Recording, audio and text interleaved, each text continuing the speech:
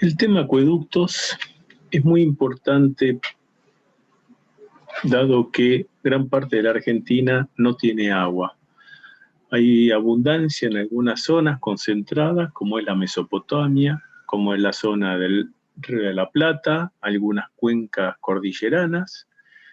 Hay interesantes caudales en el sur, toda la cuenca del Comahue, Río Limay, Río Negro junto al Neuquén, el Río Santa Cruz, algunas cuencas en el norte, en Tucumán, pero por lo general la Argentina es árida. El Bermejo y el Pilcomayo son los extremos norte de abundancia de agua, de características muy particulares, por cierto, después toda la Mesopotamia con el Paraná y el Uruguay, y algunos límites como el Río Colorado al sur de la provincia de La Pampa y, bueno, toca parte de la provincia de Buenos Aires. Entonces, uno estudia los acueductos con el fin de poder ver, cuando hablábamos de lo que era demanda, disponibilidad y oferta, la oferta era la obra, qué es lo que yo puedo proponer para llevar desde una fuente donde hay disponibilidad hasta donde hay una necesidad que sería la demanda. Quiere decir que entre dos puntos, la forma del transporte de agua es a través de acueductos. Vamos a ver varios aspectos generales, lo que son las obras de toma, que algo ya habíamos visto en estaciones de bombeo, lo que son las conducciones. Después, bueno, estaciones de bombeo particulares, intermedias, algunas no necesitan cámaras, simplemente entregan energía. Algunas válvulas muy particulares que tienen los acueductos, muy necesarias, por cierto, y algunas otras obras accesorias. Entonces, dentro de los aspectos generales, habíamos mencionado ya que el acueducto era toda aquella obra destinada al transporte de agua entre dos puntos. Es el medio físico, fundamentalmente el canal o la conducción, la tubería, el fluido, por supuesto, que el elemento básico, y después obras adicionales, como es la obra de toma, que puede ser estación de bombeo o una toma en sí, estaciones de bombeo intermedia, válvulas, etc. La transmisión de energía también es importante considerarla los efectos de disponer de energía para las bombas en caso de que existan estaciones de bombeo intermedias, ¿no? Y bueno, tenemos que proveer agua, necesidad básica para el desarrollo de las actividades humanas, en cantidad y en calidad. Muchas regiones, como el noroeste de la provincia de Buenos Aires, tienen aguas de muy baja calidad, con arsénico, y es necesario diluirlas o tener otra provisión alternativa. Ciudad de Pehuajó viene de Pozo, pero un pozo que está en 9 de julio, muy distante de la ciudad de Pehuajó, y hace alguna provisión intermedia, como es a la localidad de Carlos Casares. Hay otros en la provincia de Buenos Aires, los que utilizan la Ruta 2 y van a la costa, tipo Mar del Plata, bueno, van a encontrar que en algún tramo nos acompaña un acueducto sobre el préstamo del camino. Otro muy conocido es el del Río Colorado, la localidad de Santa Rosa en La Pampa, con provisión de agua. Y hay innumerables acueductos construidos en la Argentina, algunos desde el río Bermejo para la zona de Chaco. Pero bueno, siempre el objeto es tratar de disponer de agua en zonas donde hay un establecimiento humano. El hombre se ha asentado por diversos motivos y la cantidad de agua no es suficiente, o en cantidad o en calidad, ¿no? Entonces, es una de las principales obras que también tenemos que nosotros analizar dentro de lo que es la materia obras hidráulicas. La provisión de agua a través de una una obra consistente en un conducto, que podrá ser, por supuesto, que trabaje a presión, ¿eh? A gravedad o por bombeo, pero siempre va a trabajar a presión, dado que nosotros necesitamos que el fluido, el agua, en su esencia no esté contaminado. Entonces necesitamos que las presiones permitan que el agua salga del conducto ante una pinchadura, ante una avería, y no el caso inverso. Entonces, hay que hacer un estudio hidrológico de los que venimos trabajando en el curso, analizar de tener garantías, podemos analizar si la garantía la podemos obtener de la disponibilidad, o sea, de un curso de agua de un lago, con caudales objetivos menores al mínimo, con lo cual siempre estaría garantizada el volumen de agua necesario, o si esa garantía del 100% la necesitamos con caudales que estén por encima del caudal mínimo del curso de agua, por lo cual se hace necesario construir un embalse, una presa de regulación que permita almacenar ese máximo déficit que podemos llegar a tener a lo largo de la vida útil de la obra. Entonces, por lo general, cuando los caudales son menores que el caudal mínimo del río, o sea, el abastecimiento estaría en volumen asegurado, lo que es necesario es saber elegir un lugar para hacer la toma la obra de toma, ya sea lateral, flotante, pero saber que el agua siempre se va a dirigir hacia la toma y no sería que sea tangencial. Entonces, saber ubicar, analizar cómo es la hidrodinámica de un río en aguas bajas, en aguas altas, etcétera, es un trabajo que no es menor, pero bueno, hay que saberlo proyectar. Nosotros queremos ver el tema en particular del acueducto, ¿no? Si bien la toma es una obra más que necesaria, si no, no habría acueducto, bueno, es una obra complementaria al acueducto. Lo que sí es que muchas veces los acueductos tienen un costo muy elevado, por lo que es solamente el consumo de agua, en muchos casos, el que justifica la construcción de las obras. Si fuese para hacer un transporte de agua para riego, muy difícilmente, salvo que el valor del grano, de lo que se produzca, sea muy elevado, es muy difícil que a veces los costos sean amortizables con los ingresos por la venta o el transporte de agua. Por supuesto que hacer un estudio implica hacer un análisis a largo plazo, por lo general son 20, 30 años, las curvas de crecimiento de la población, la curva de crecimiento demográfico, campaña, la curva de crecimiento de la demanda de agua. No siempre es directamente proporcional con el crecimiento de la población. La población de no tener agua, empezar a tener agua, los consumos pueden ser bajos, después a medida que uno dispone del agua y cambia su cultura con respecto al agua, hay veces cambia sus costumbres y consumos, con lo cual en algún momento los consumos, las demandas pueden ir creciendo más allá del crecimiento de la población. Se empieza a usar agua, por ejemplo, se instalan cloacas, entonces la cloaca requiere un adicional de volumen de agua, se empieza a hacer más frecuente el lavado de la ropa, el aseo personal, el riego de jardines, etcétera, o de plazas, y bueno, puede venir la industria acompañado, con lo cual ese crecimiento puede tener alguna tendencia distinta al crecimiento poblacional. Por lo cual es muy importante poder analizar los próximos 20, 30 años de cómo va a ser ese consumo futuro, porque en algún momento el acueducto tendrá una capacidad limitada.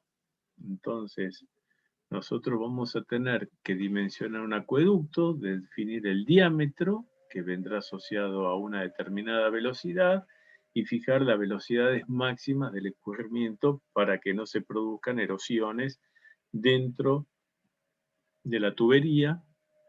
En particular, Si el agua es agua cruda, o sea, es agua que pueda ser transportada con sedimentos. Si se transporta agua potable, bueno, se puede aceptar alguna velocidad un poco mayor. Pero bueno, las velocidades están ligadas al diámetro, al mismo consumo, al mismo caudal de diseño. Un diámetro más chico implica una velocidad más alta. Y a veces tenemos límites que están bastante especificados en los manuales, como el de Lenosa, para determinar cuál es la velocidad máxima en ciertos acueductos de acuerdo al material con el que son constituidos. Pero volviendo al caso general, estamos hoy en una situación de cero, por decir algo, con un caudal requerido Q0, pero el acueducto hay que hacerlo para un tiempo final, con un caudal final, y que ese acueducto sirva para su uso a lo largo del tiempo, ¿no? Entonces, algo ya habíamos visto en el tema particular de disponibilidad, demanda y oferta, o dotación, población y demanda, que fue uno de los primeros temas que se vieron en este curso. El crecimiento de la población está mucho más ligado no solamente a analizar cómo han sido los censos, sino a analizar algunas características adicionales. Fíjense que si ustedes toman la provincia de Buenos Aires y empiezan a analizar cómo es el crecimiento de las poblaciones, van a encontrar que hay zonas que tienen un crecimiento por debajo de la media de la provincia y pueden estar afectados. Para mí la razón no necesariamente tenga que ser estrictamente esa la causa, pero van a ver que el crecimiento donde no hay agua de calidad y en cantidad, el crecimiento es menor que en otras zonas donde hay abundancia de agua. Quiere decir que el crecimiento de las poblaciones está acompañado de agua, está acompañado de energía, está acompañado de algunos elementos básicos que luego en el futuro son tomados como indicadores de la industria, indicadores de la calidad de vida, ¿no? Si disponen de agua, si disponen de agua y de cloacas, etcétera, necesidades básicas satisfechas o insatisfechas, tipo de viviendas, etcétera, etcétera. Por lo general, este planteo que estamos diciendo nos estaría en principio indicando que el caudal va a variar a lo largo del tiempo. Y sí, es lógico que así sea. Pero el caudal que se va a bombear o se va a transportar por gravedad a lo largo de un número finito y acotado de años, por ejemplo, a lo largo de 4 o 5 años, va a ser constante. Va a ir creciendo con el tiempo, pero a lo largo del día, a lo largo de los meses, va a ser constante. Quiere decir que las variaciones de la demanda, como puede ser en una determinada localidad, las variaciones del consumo horario, lo que es la noche, lo que es el día, lo que es el mediodía, lo que es la media tarde, la mañana o la noche en particular, son variaciones que tienen que ser absorbidas por tanques y cisternas en las localidades. El caudal y volumen que se bombea es constante a lo largo del tiempo. Tenemos que pensar que va a haber bombas, esas bombas para regular el caudal, si la diferencia de energía H, energía por unidad de peso, es constante, la única forma de variar el caudal con una bomba es agregándole pérdidas al sistema, interposición de válvulas, o que funcionen menos bombas, por lo general bombas en paralelo, ¿no? Entonces, tenemos que tener en claro que durante unos años los acueductos van a funcionar con un caudal relativamente constante y las demandas diarias, horarias y, digamos, fin de semana, días de semana, por actividades laborales, de acuerdo a las características propias de las localidades, bueno, son absorbidos por cisternas, tanques elevados, etcétera. Entonces, bueno, el problema se define diciendo cuál es el caudal de diseño a 30 años, el caudal de diseño a 20, a 10 en los próximos años, y veremos en el futuro, cómo lo operaremos. Si con más bombas, menos bombas, con más o menos captación, con compuertas, reduciendo la sección de pasaje, pero una vez que consideramos un determinado diámetro e instalamos el acueducto, ese diámetro ya es inamovible. Entonces el diámetro va a venir en función del caudal y de la velocidad de diseño máxima admisible para todo el rango de caudales de funcionamiento actuales y futuros. Y el espesor ya responde a problemas estructurales de la conducción.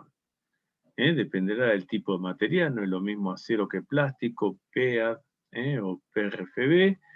Y bueno, son materiales que tendrán un espesor en función de la resistencia a las presiones internas que tendrá el conducto. Muchos de estos conductos, a veces el suelo del entorno colabora, por lo cual van enterrados, por supuesto, en otros casos no, como son los de acero. Así que en particular nosotros, más que acueductos que trabajen a superficie libre, como podría ser un canal o un conducto cerrado, pero que trabaje a superficie libre, nosotros nos vamos a dedicar a hacer el análisis a aquellos acueductos para abastecimiento de agua que sí o sí requieren que trabajen a presión. Insisto, una pinchadura en el acueducto implica que al haber mayor presión adentro, el agua sale del acueducto, se visualiza, enseguida se hacen charcos, se ve dónde está averiado el acueducto y se evita la contaminación del líquido, cosa que si la presión fuera menor a la atmosférica o a la atmosférica, el agua del entorno, contaminada, por ejemplo, con arsénico presente en los suelos de diversas localidades, pudiese ingresar y contaminar el líquido motivo de la construcción del acueducto. Bueno, la obra de toma, mucho no podemos decir, que son estructuras que el objeto es captar el agua, ya sea de un río, de un lago. Hay que analizar cómo son las variaciones de la superficie libre, si son constantes, si son variables, si conviene poner una toma flotante, entonces siempre podemos captar de la misma profundidad respecto a la superficie libre. Podemos analizar si vamos a hacer una toma directamente desde un lateral de un arroyo, por ejemplo, vamos a hacer una toma, una excavación para derivar agua. Si es un lago, bueno, sencillo, si es hay que ver los vientos, cómo soplan, cómo se mueven los elementos que puedan estar en suspensión. En el caso de un río, tenemos que garantizar que el agua acceda a la toma y no que la evite. Entonces es necesario ver mucho el tema de las curvas y cómo se generaría.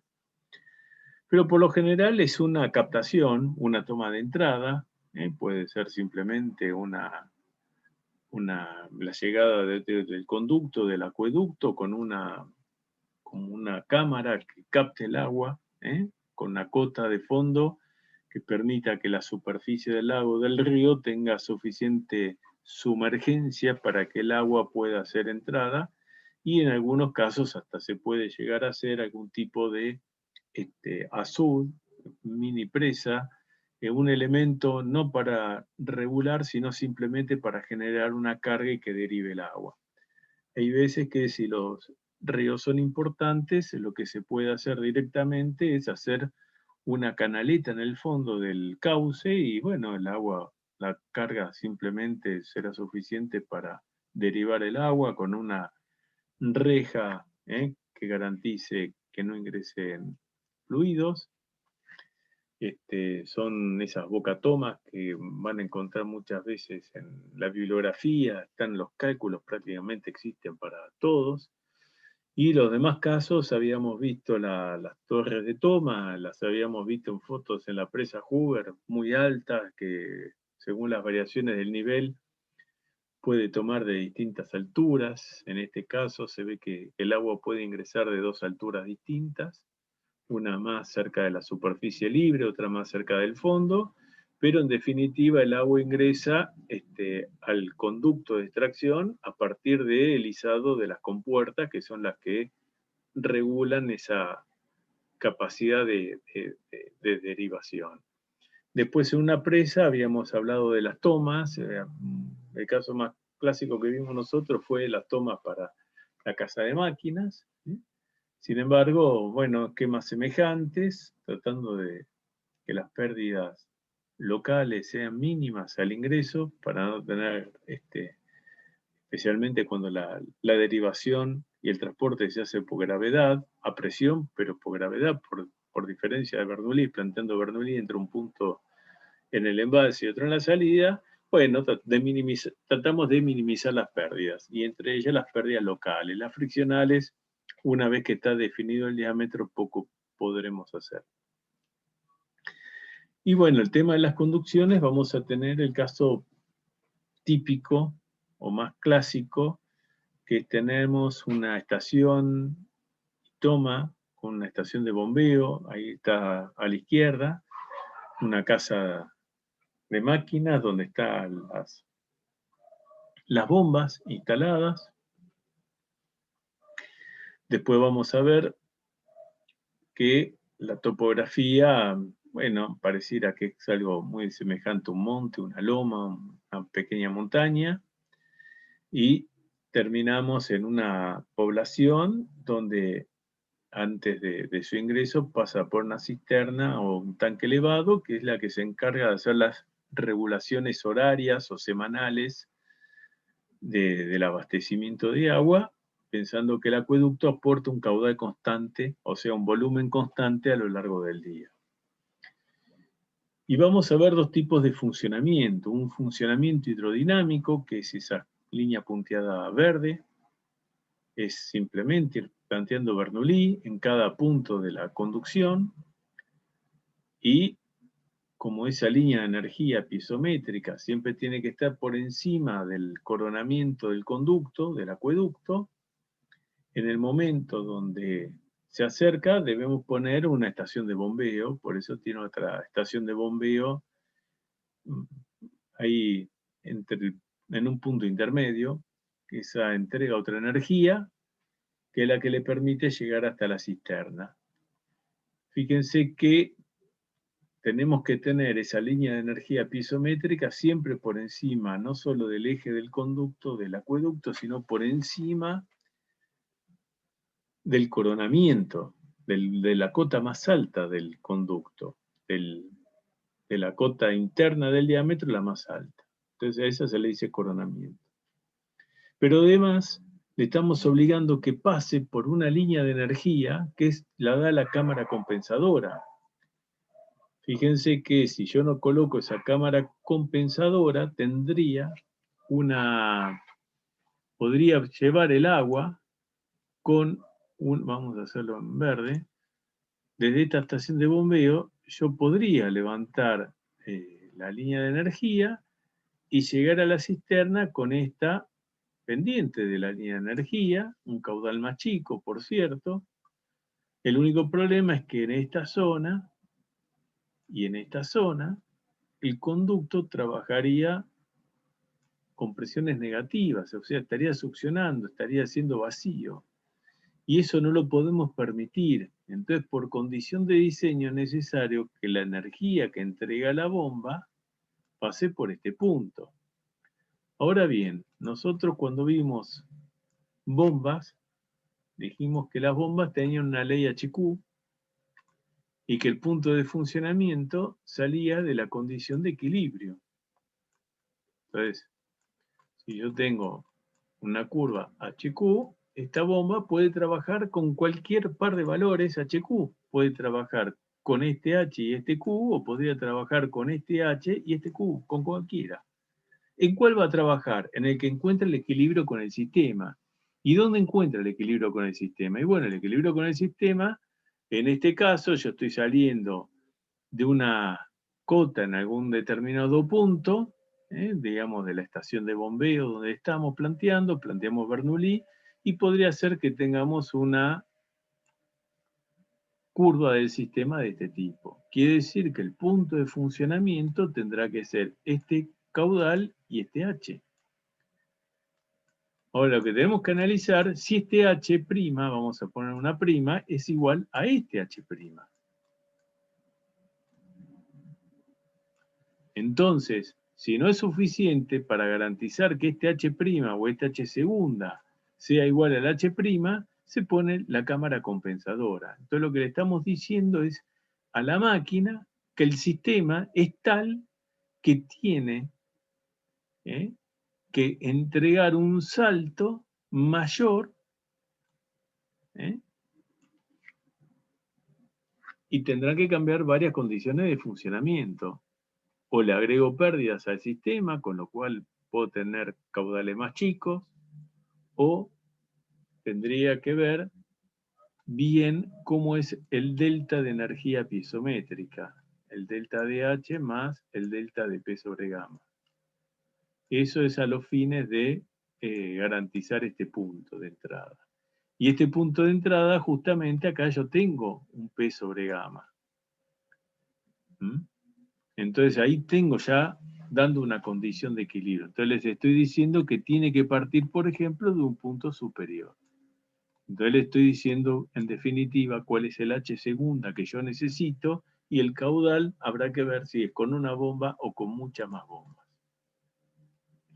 Bueno, este análisis es necesario tenerlo en cuenta al solo efecto, no solamente de garantizar un caudal, sino garantizar que las presiones en cualquier punto del acueducto siempre sean positivas.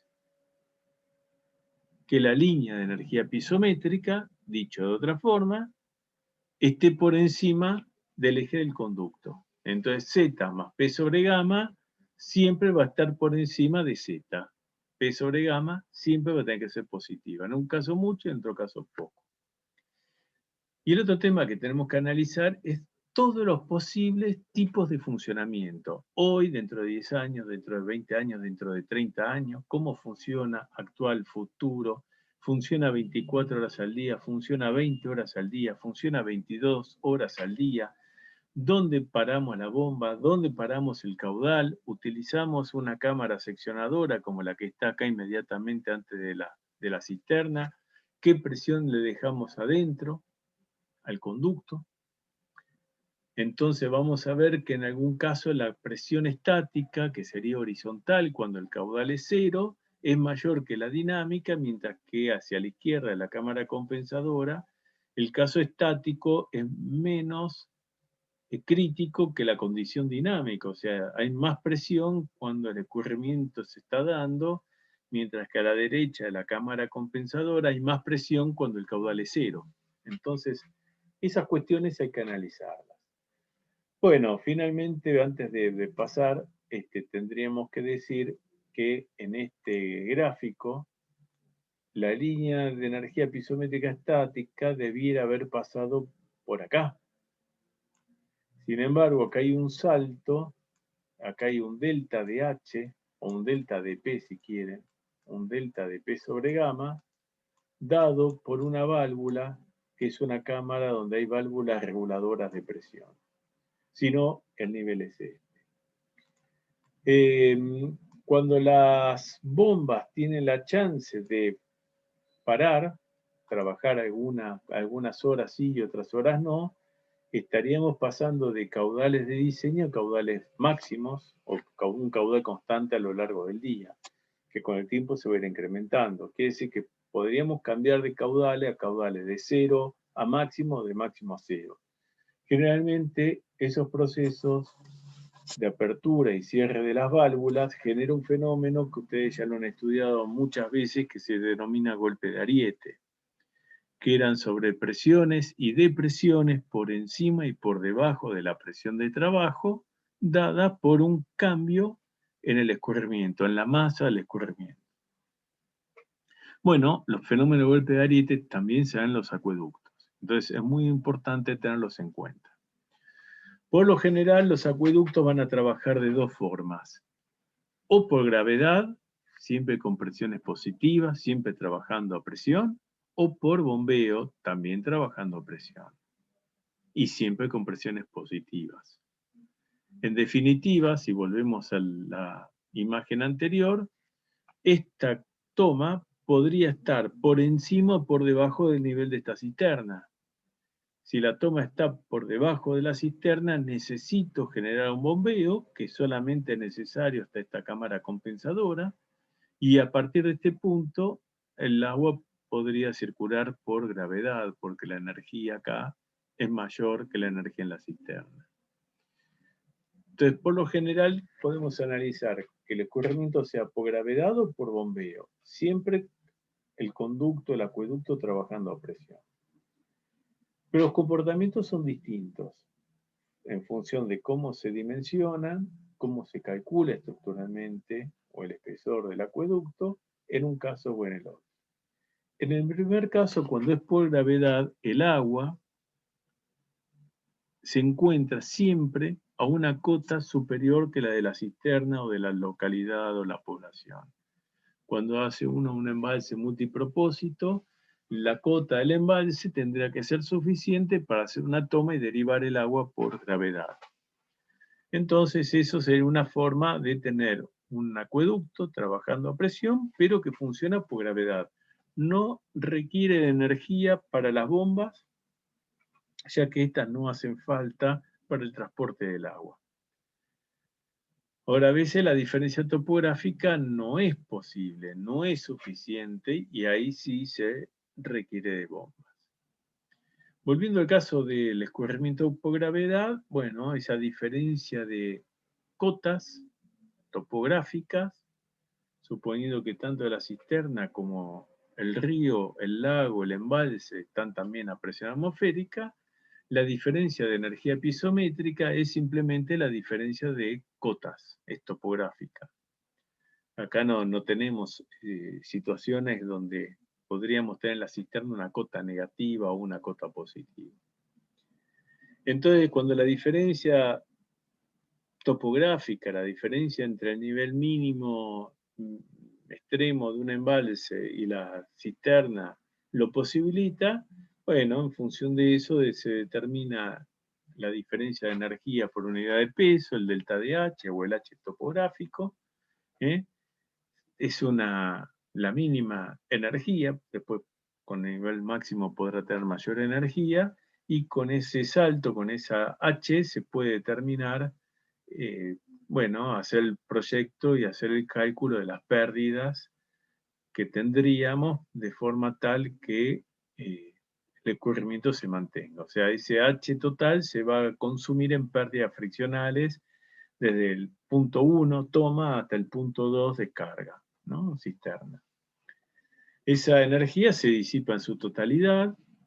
Si hay más energía, se pueden poner válvulas para regular el caudal, pero por lo general esa energía se disipa en su totalidad completa. Vaya comentario, ¿no? Totalidad completa. Bueno, es consumida toda la energía y uno utiliza por lo general la ecuación de Darcy, donde tenemos pérdidas locales de embocadura, pérdidas locales por desembocadura y pérdidas friccionales.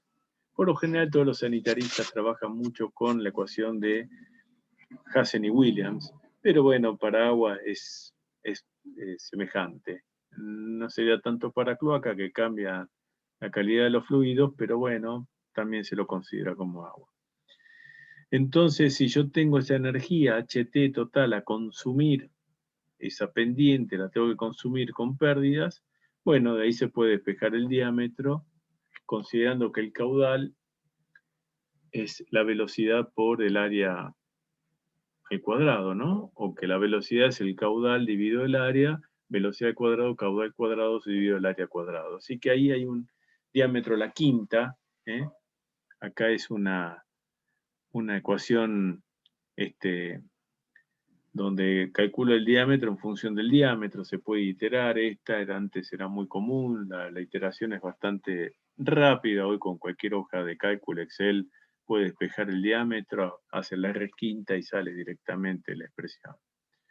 Pero fíjense que en definitiva lo que tenemos que tener en cuenta es la condición más crítica, si es el nivel mínimo en la toma, y el nivel máximo en la cisterna. Dado que si la combinación diría que es el nivel máximo en la toma y el nivel mínimo en la cisterna, el H disponible sería mayor, con lo cual el caudal que pasaría sería mayor.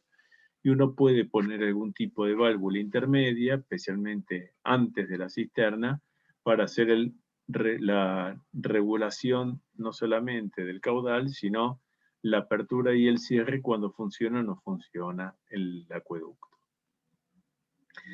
Bueno, cuando hacemos un estudio en régimen permanente, en el caso del escurrimiento por gravedad, vimos que la línea de energía pisométrica, si yo planteo y hago una ecuación de Bernoulli y hago un análisis, vamos a hacerlo en verde, a través de un plano de comparación horizontal que pase por este punto, cualquier punto de la tubería va a tener un Z, esto sería un Z, a partir de acá tendría un P sobre gamma, que tiene que ser siempre positivo en términos relativos. P sobre gamma nada más porque la línea de energía pisométrica, por encima estará la línea de energía total, entonces ahí podemos agregar el U cuadrado sobre 2G. Si el caudal es constante, el diámetro es constante, la velocidad es constante, estas dos líneas serían paralelas. ¿Sí? El problema es que si el caudal que circula es nulo, la línea de energía pasaría a ser esta. La línea de energía total y piezométrica coinciden porque el caudal es cero, la velocidad es cero. Y entonces yo tendría Z y tendría una presión más grande. Entonces, cuando el acueducto es de funcionamiento por gravedad, la presión con la que yo tengo que hacer el estudio estructural, me quedó esta línea final. La presión con la que tengo que hacer el estudio estructural de la tubería implica tomar la máxima presión. Y bueno, si yo acá tomo 3 secciones, cualesquiera, fíjense que en este primer tramo la máxima presión que voy a tener es esta. Cuando el caudal es cero, porque esa es mayor que esta. En este tramo del acueducto la máxima presión es esta, y en este tramo del acueducto la máxima presión es esta. Entonces, si yo este tramo, vamos a cambiar el color, vamos a poner en naranja. Si este tramo del acueducto lo dimensiono con esta presión de trabajo, todo el tramo va a poder soportar la misma presión. Bueno, todo esto implica darle un espesor a este tramo del acueducto para que garantice estructuralmente que va a funcionar en forma correcta. Este tramo del acueducto, si yo lo dimensiono estructuralmente con la máxima de presión de trabajo, que va a ser esta, quiere decir que todo este tramo va a resistir la misma presión.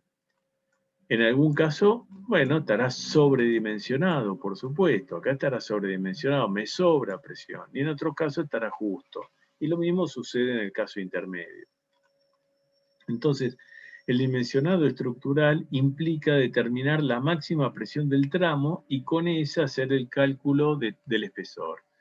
Y para eso, bueno, siempre vamos a tener que considerar la posibilidad de un cierre, uno sea operativo, 22 horas, 20 horas al día funciona, y 2 o 4 horas que no funciona, entonces acá hay una válvula al final que se cierra y garantiza que todo el acueducto esté a presión. Si yo pongo la válvula inmediatamente después de la toma, este acueducto se podría vaciar. Cierro acá y todo el agua se va, que está dentro de la tubería. Entonces tengo que evitarlo. Y el otro tema es cómo lo opero, por el problema de golpe de ariete que ya lo mencioné.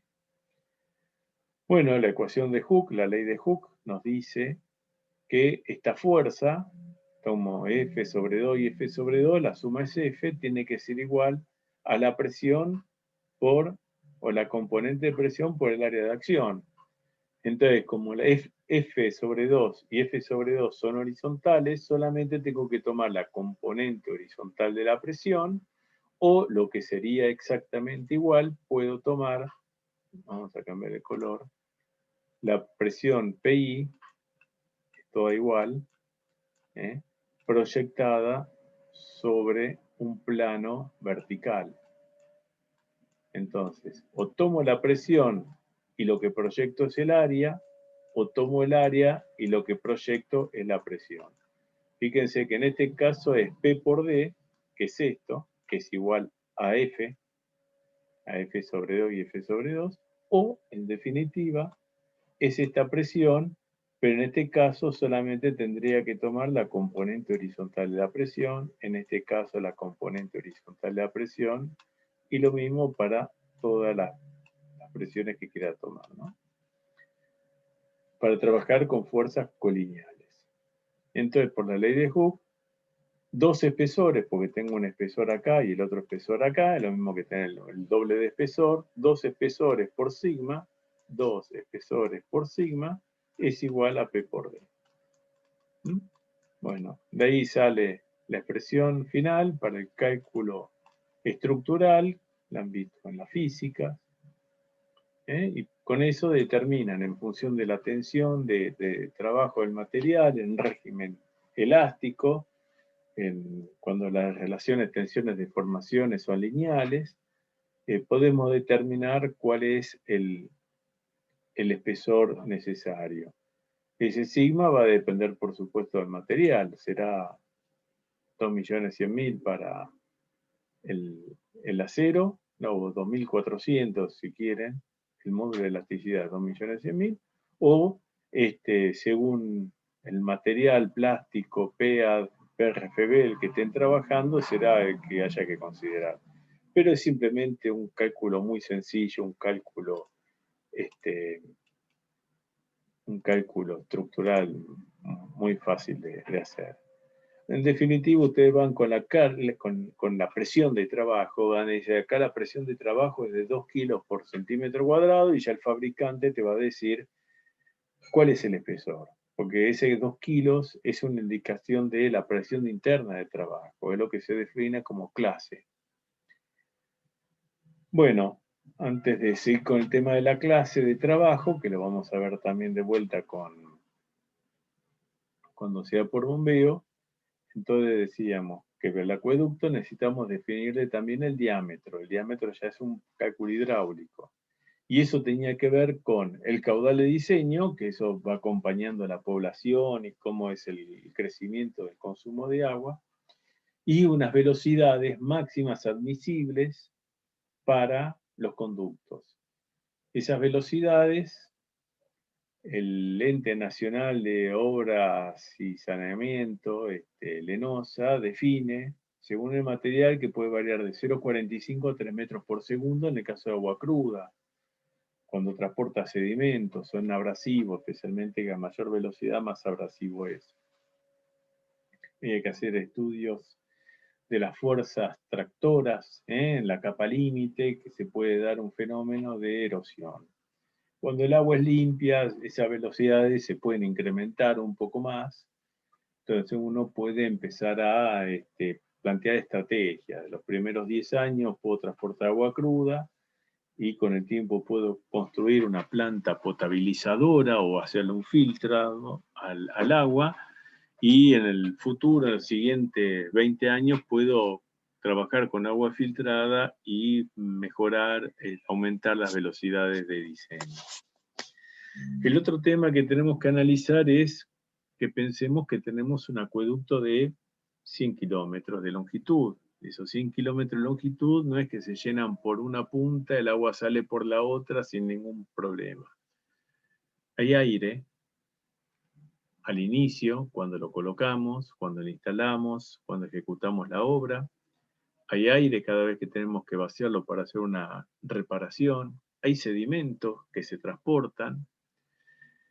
Y por lo general nosotros tenemos que utilizar velocidades que garanticen la limpieza y el movimiento de esos sedimentos. Entonces nosotros tenemos que garantizar evacuar el aire y evacuar el sedimento. El aire, nunca vamos a pensar que el aire va a salir por la otra punta a 100 kilómetros de distancia. vamos a hacer volar medio pueblo o media localidad donde estemos haciendo la provisión. El aire se va erogando, va saliendo en puntos intermedios, construidos específicamente. Y el sedimento también se va a sacar, se va a limpiar, se va a purgar la cañería, simplemente haciendo sacar agua sucia con sedimento, agua con barro, de los puntos bajos, para lo cual tenemos que darle pendiente a los acueductos. Y si bien la pendiente puede ser única, yo puedo tener una pendiente que venga desde el punto A hasta el punto B, no necesariamente esa pendiente yo la tenga que hacer en una línea recta. Lo que yo me puedo plantear es hacer quiebres que vayan acompañando la pendiente, y esos quiebres me garantizarían puntos altos donde podría llegar a evacuar aire. Los estoy marcando acá con un circulito, y podría poner puntos bajos donde el objeto sería evacuar y sacar sedimentos acumulados. Entonces yo podría, con un pequeño quiebre en la alineación final del acueducto, sin modificar la pendiente regional, que a veces es muy escasa, hay veces que las cotas son mínimas, y en esos casos va a ser necesario colocar estaciones de bombeo. Bueno, lo que yo puedo garantizar es poner la suficiente cantidad de quiebres para garantizar la evacuación del aire y de los sedimentos. Por lo general, el ENOSA, este ente que venimos mencionando ya varias veces, define pendientes mínimas, por ejemplo, para el aire. Y va a hablar de 3 por 1000 cuando el escurrimiento es en el sentido donde se va a evacuar el aire. Digamos, si yo tengo un punto acá y esto hace así, el agua viene desde acá hasta acá, ¿no? Así es el escurrimiento. Entonces, en este sentido, yo puedo tener una pendiente ascendiente del 3 por 1000, porque el mismo escurrimiento colabora con el transporte de las burbujas de aire o de la masa de aire, mientras que cuando la pendiente es contraria al escurrimiento, la pendiente mínima es del 6 por 1000. Eso para garantizar que el aire llegue a este punto alto. En ese punto alto se pone una válvula específica para erogar aire. ¿Cuál es el mayor problema? Que el aire es un fluido compresible. Entonces, cuanto más comprimido está, más velocidad sale. Y se lo escucha silbar a veces la velocidad con la que sale.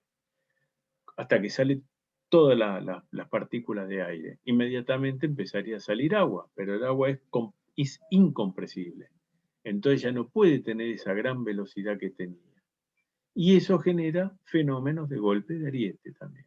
Entonces es muy cuidadoso el llenado de los acueductos. Se tienen que llenar con una cierta lentitud, de modo tal que ese cambio de velocidad de fluido aire compresible a fluido agua incompresible no genere una sobrepresión por golpe de ariete que genere la rotura del acueducto, que no es la primera vez y va a ser la última que ha pasado, incluso en la Argentina ha sucedido más de una vez.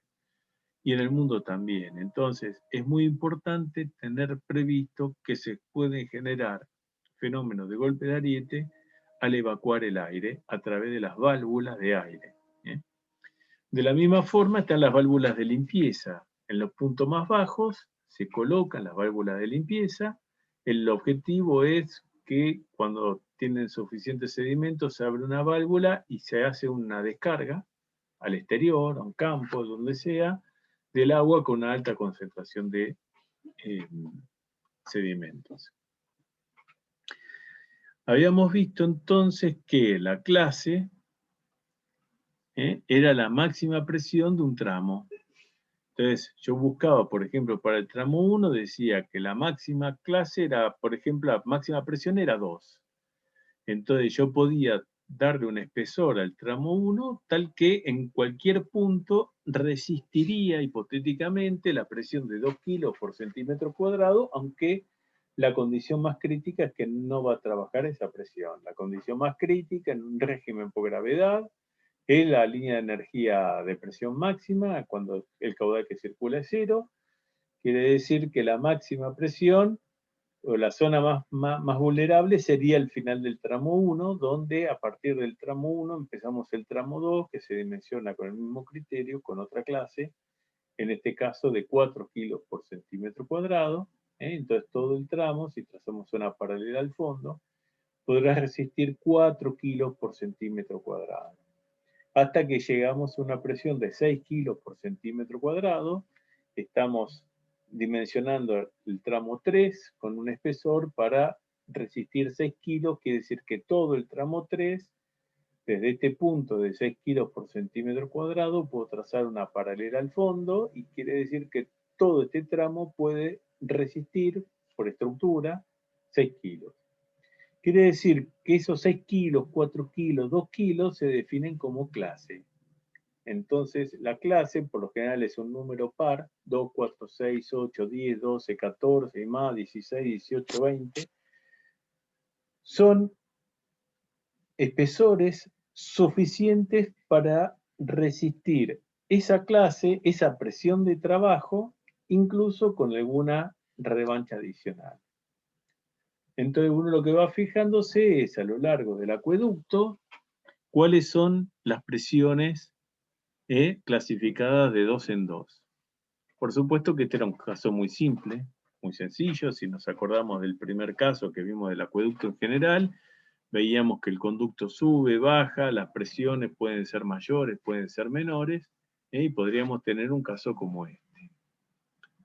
Entonces vamos definiendo la máxima presión de un tramo, después le planteamos una paralela al fondo, y quedarían cuáles son las máximas presiones de trabajo que va a quedar cada tramo. Entonces vemos que va de 4, 6, 8, 10, 12, 14, 16, baja 14, baja 12, vuelve a subir a 14, a 16, y eso es porque si acompañamos en la topografía, vemos que pasamos por una bajada, un cañadón, después podemos subir, y bueno, eso hace que la clase cambie. Y la clase, o sea, el espesor, en definitiva, tiene mucha incidencia en el costo de las obras. Muchas veces es necesario disponer de presiones de trabajo menores, ¿no? Pero bueno, hay veces que es inevitable. Cuando hacemos el cálculo tenemos que tomar la máxima solicitación posible. Y como este escurrimiento es a gravedad, la máxima solicitación posible es la estática, que es coincidente con el nivel máximo de la toma. En este caso, el nivel máximo de la toma sería este, y este sería la máxima presión. Y le podemos sumar, si queremos, un fenómeno de golpe de ariete, tendríamos un delta de H, de Millot o de Allievi, según quieran analizarlo, que podría llegar a tener el acueducto, o más un delta de H o un menos delta de H. El menos delta de H en estos casos no tendría problema, salvo que pasara por debajo del coronamiento del conducto. Bueno, son condiciones de diseño. El proyectista no solamente atiende los fenómenos hidráulicos, sino también tiene que atender los fenómenos estructurales. Vimos el caso de gravedad, el caso por bombeo, era lo que sucedía desde la cámara de carga hacia la izquierda. La presión más importante es por bombeo, es cuando el caudal es distinto de cero. Entonces, lo que necesitamos es conocer cuál es la máxima presión que obtiene hoy y que va a tener en el futuro esa tubería, ese tramo de tubería, ese tramo de acueducto para dimensionarlo y que sea resistente. Hoy bombea, no sé, 2 metros cúbicos por segundo, dentro de 20 años podrá bombear 3 metros cúbicos por segundo o 4. Bueno, hay que atender y tener presente la máxima presión actual o futura. Y con eso se dimensiona el acueducto, una vez que está construido no puedo ir a agregarle más espesor. El concepto es bastante simple. Imagínense que toda la tubería tiene que estar a presión.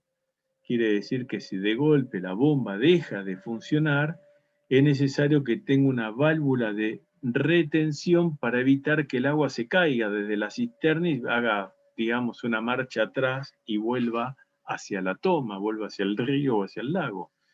Entonces es fundamental mantener siempre el acueducto en carga, aún para caudal cero. Y cuando tenemos un caudal mayor que cero, bueno, el agua escurrirá en el sentido que está planteado, ¿no? En este caso sería desde el lago o del río a la izquierda hacia la cisterna, donde tengo que salvar una diferencia de niveles mínima o una diferencia de energías pisométricas para plantear tal cual hicimos en la teoría de bombas.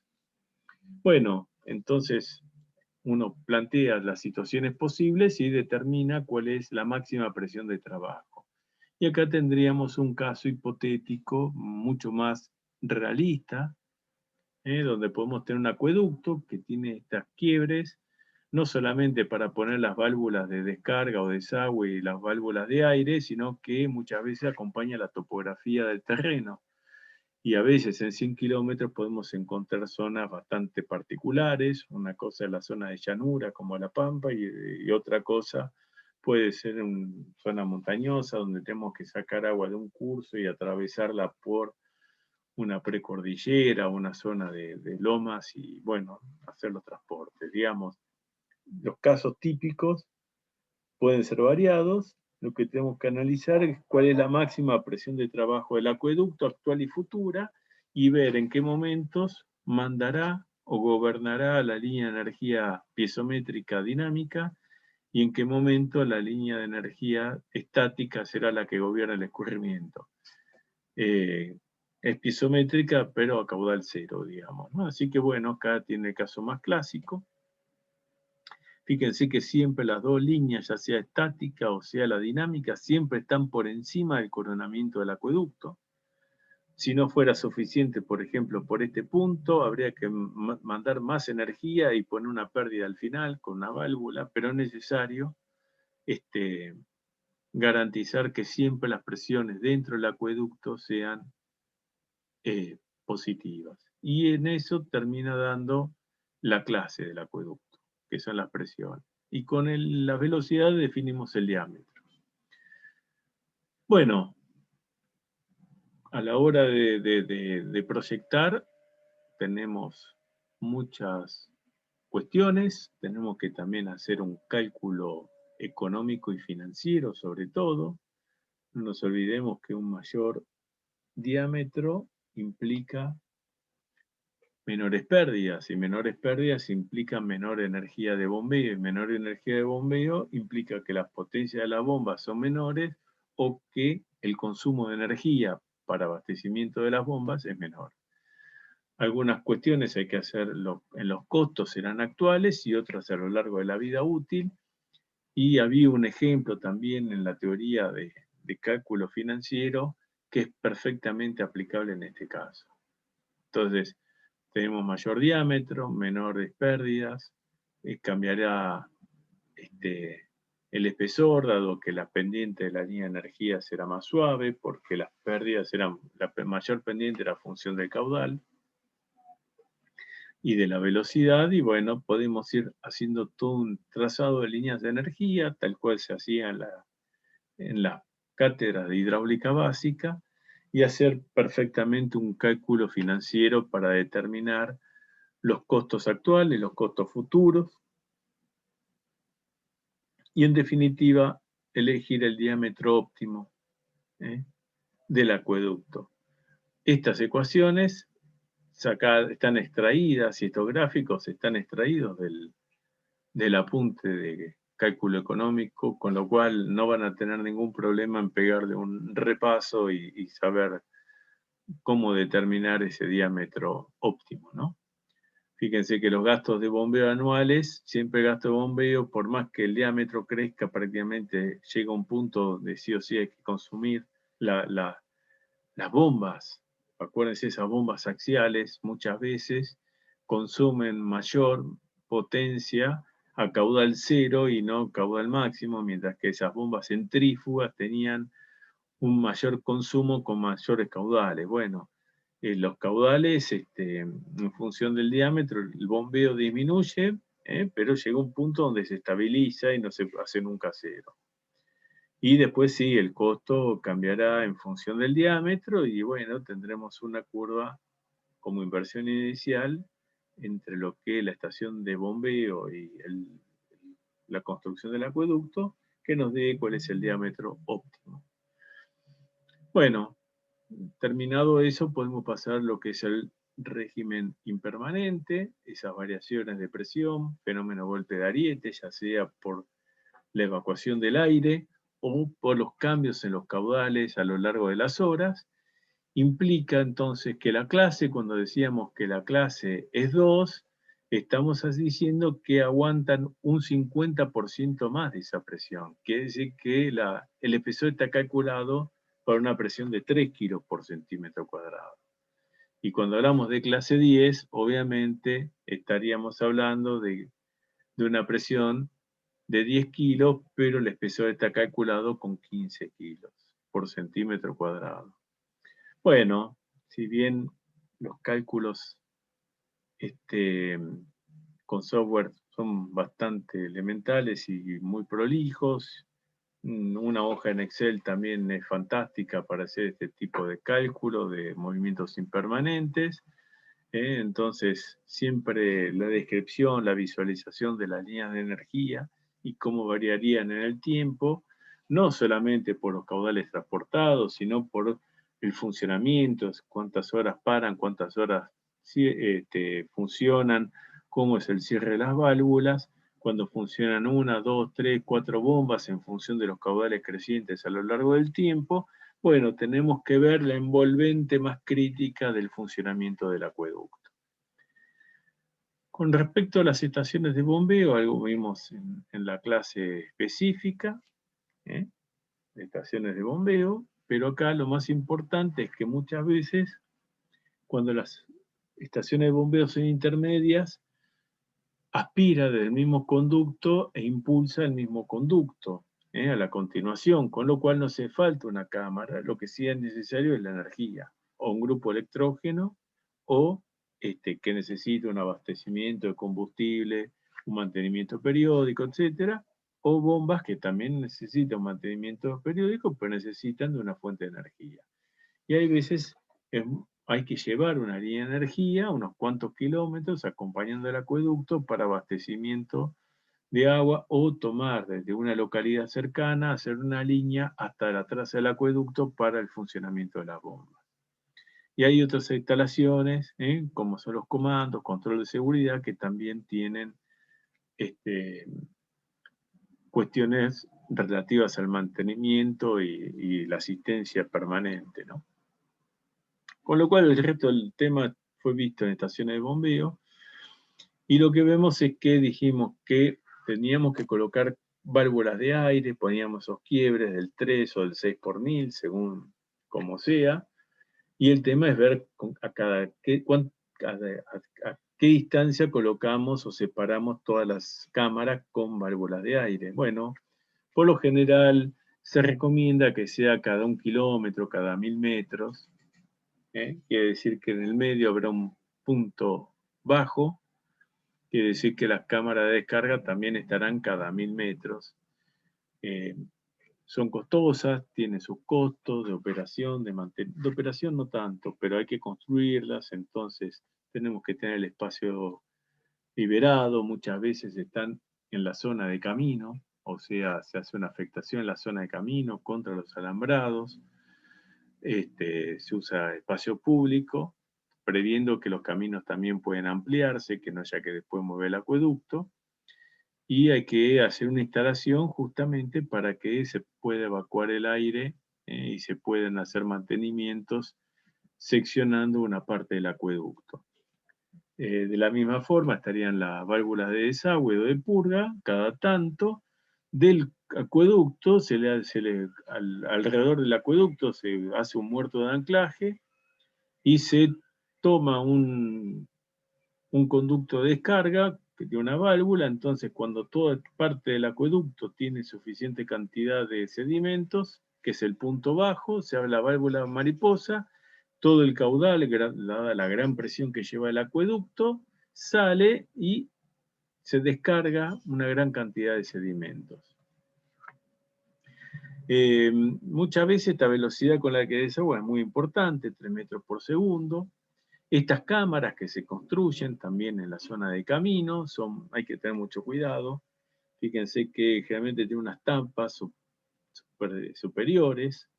Cuando las zonas son bastante desérticas o con baja pluviosidad, estas cámaras suelen tener agua, entonces muchos animales se meten a tomar este agua y quedan atrapados, no pueden salir. Entonces es muy importante el mantenimiento periódico, la limpieza, el desagote. Como el acueducto va enterrado, esto por lo general no descarga solo.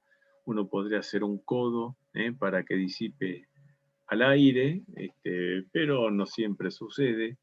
Hay veces está la ruta del camino o el campo al lado, uno evita generar estos problemas, pero hay que atender a este tema particular, que lo más importante es que no se tape el acueducto con sedimentos.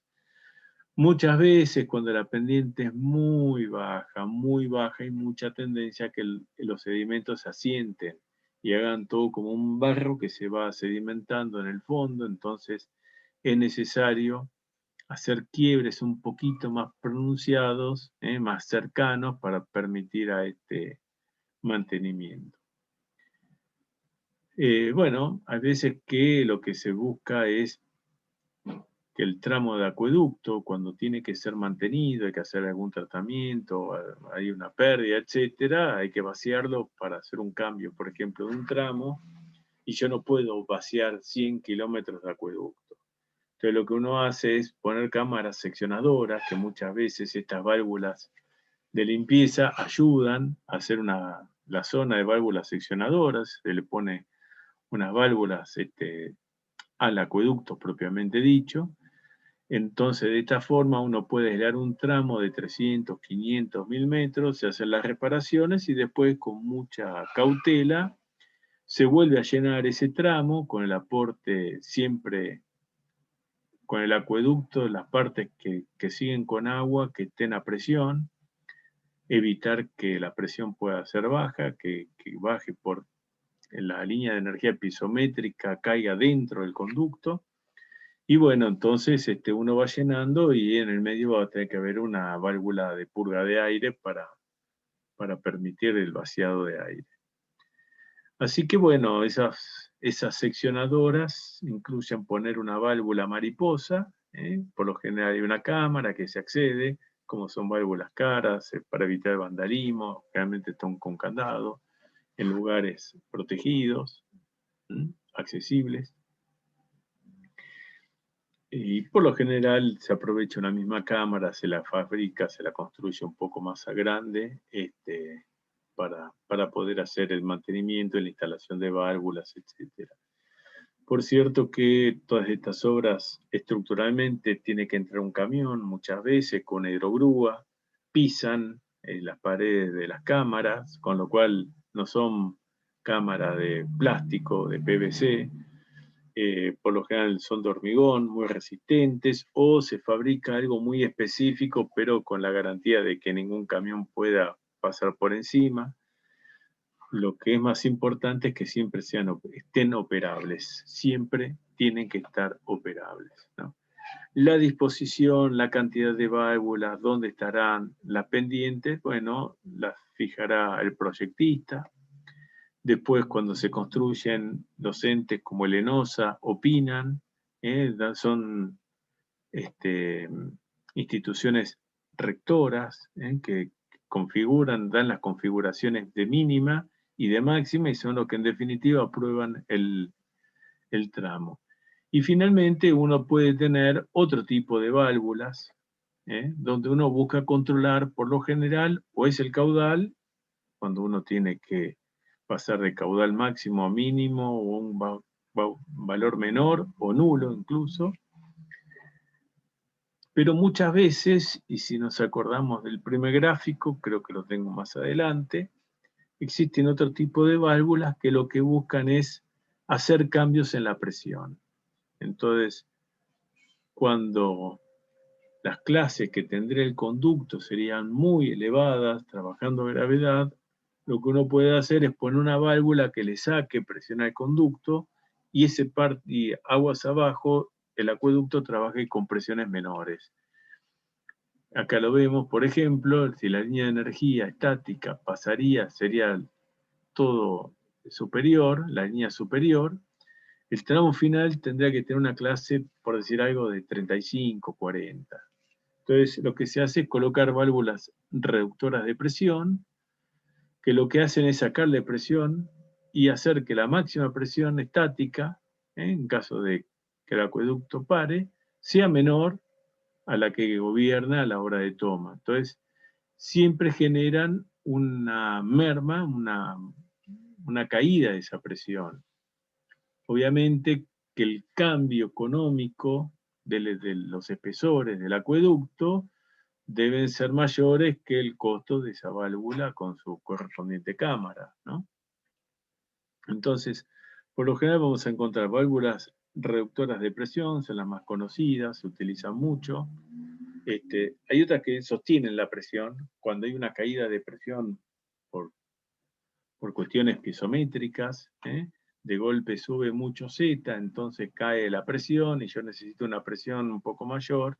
Hay algunas que sostienen la presión de trabajo, hay otras que mantienen un delta de presión, muchas veces para no tener un cambio brusco de presión, se le van haciendo que el delta de H o el delta de P sobre gamma esté controlado, y en otros casos lo que se controla es el caudal, que son las operadoras y bueno, las que regulan el caudal pasando de un caudal máximo a nulo, o en caso que el acueducto abastezca 2 o 3 localidades y una esté en reparación, por ejemplo, el caudal a partir de ese punto sea menor para que no pase el 100% del caudal hacia aguas abajo.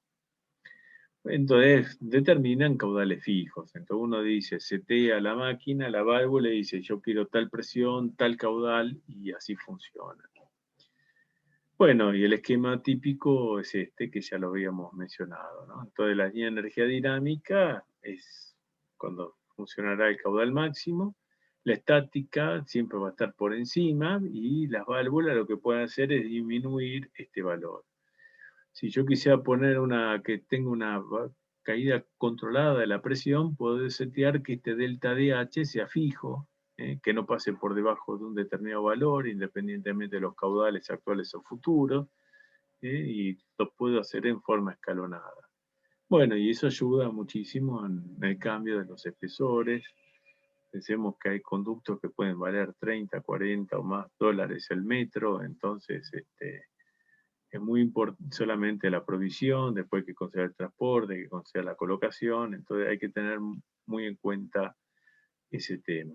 Y hay otro tipo de obras que son accesorias, que las habíamos visto, que son las cámaras compensadoras, que lo que están diciendo es cuál es la presión mínima que tiene que tener el acueducto en un determinado punto. Entonces garantizamos que cuando está funcionando una bomba, la presión a la que tenga que garantizar implique hacer un salto, una ley HQ, tal que, pérdida incluida, la línea de energía piezométrica pase por la superficie libre que tiene esta cámara compensadora. Por lo general están en los puntos más altos de un acueducto y garantizan que todo el acueducto tenga presiones positivas, en términos relativos. Lo habíamos visto acá como cámara compensadora, en el punto más alto. Después, bueno, acá habíamos puesto la cámara reguladora de presión, está la cámara seccionadora, la que controla el caudal.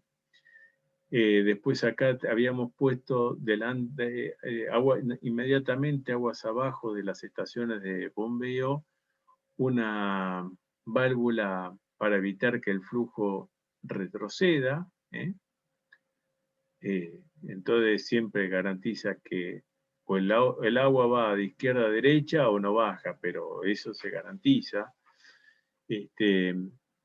Y bueno, los puntos bajos irían las cámaras de desagote, las que sacan sedimentos, los puntos altos irían la de las válvulas de aire, y pensemos que estas pueden estar como máximo cada 1000 metros, entonces por más que la pendiente sea de este estilo, puede haber sucesivos quiebres, sea una cizalla esto, bajando, subiendo, de forma de tener garantizado cada 1000 metros, en el orden de los 1000 metros, pueden ser un poco más, puede ser un poco menos, la evacuación de aire, con pendientes mínimas ya fijadas. Y los depósitos de descarga, que los teníamos acá, que no habíamos dicho nada, lo que tienen que ver es con el fenómeno de la depresión. Cuando nosotros teníamos un fenómeno impermanente, como era el golpe de Ariete, decíamos que eran las presiones máximas, pero también estaba la presión mínima. Era un más delta DH y un menos delta DH. Como el agua es un fluido incompresible, entonces cuando tenemos una onda de depresión es como que chupa agua de donde no la hay, y la tubería es como que trata de meterse, de achicarse, y es como que se aplasta la tubería. Son fenómenos bastante importantes que tiene. Entonces lo que le está dando es energía en forma de agua, en forma de presión de agua, en forma de energía. Está dando una energía mínima para que cuando la presión caiga por debajo de un determinado valor, este depósito es el que aporta la energía o la presión suficiente, ¿no? Es el caso de una chimenea de equilibrio también.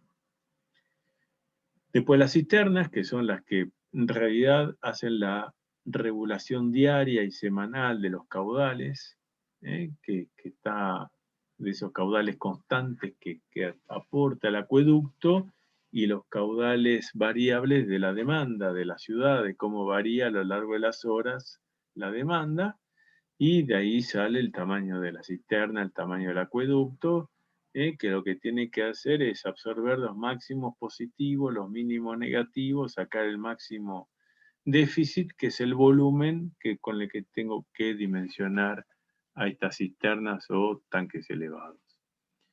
Y después, finalmente, para terminar con el tema, tenemos el fenómeno golpe de Ariete, que es un fenómeno que no es menor.